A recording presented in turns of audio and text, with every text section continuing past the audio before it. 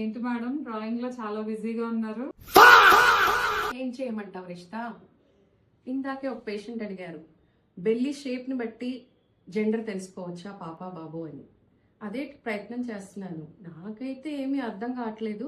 ప్రెగ్నెన్సీలో బెల్లీ షేప్ని బట్టి ఆడపిల్ల మగపిల్లాడా అని తెలుసుకోవడం అనేది చాలా పెద్ద మిత్ అండి. సో బెల్లీ షేప్ అనేది మదర్ యొక్క మజిల్ టోన్ను బట్టి, తన బాడీ స్ట్రక్చర్ని బట్టి ఉంటుంది. అంతేకాని there is no relation between belly shape and the sex and the gender.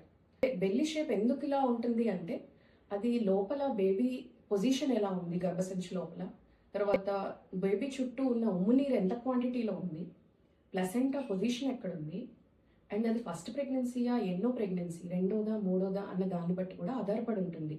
అంతేగాని ఇది జెండర్ రిలేటెడ్ ఇష్యూ కాదు. అండ్ ప్రెగ్నెన్సీలో ఇలాంటి చాలా మిత్స్ రిలేటెడ్ టు జెండర్ చాలా ఉన్నాయండి. పేషెంట్ అపోహపడుతూ ఉంటారు.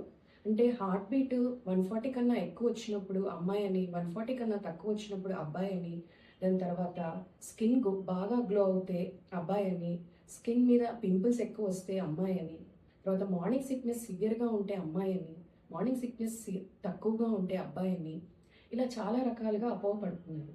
మరియు కొంతమందికి క్రేవింగ్స్ కూడా ఉంటాయి. స్వీట్ క్రేవింగ్స్ ఉంటే అమ్మాయి అని, పుల్లటి క్రేవింగ్స్ ఉంటే అబ్బాయి అని కూడా అంటున్నారు. There is no relation or any science behind this mix. So gender అనేది క్రోమోజోమల్గా జెనెటిక్గా వచ్చేది.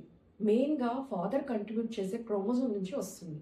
So father X chromosome contribute చేస్తే ఆడపిల్ల పుడుతుంది, ఫాదర్ నుంచి వై క్రోమోజోమ్ కంట్రిబ్యూట్ చేస్తే మగపిల్లాడు పుడతాడు. అంతేకాని there is no science behind this myths. Thank you.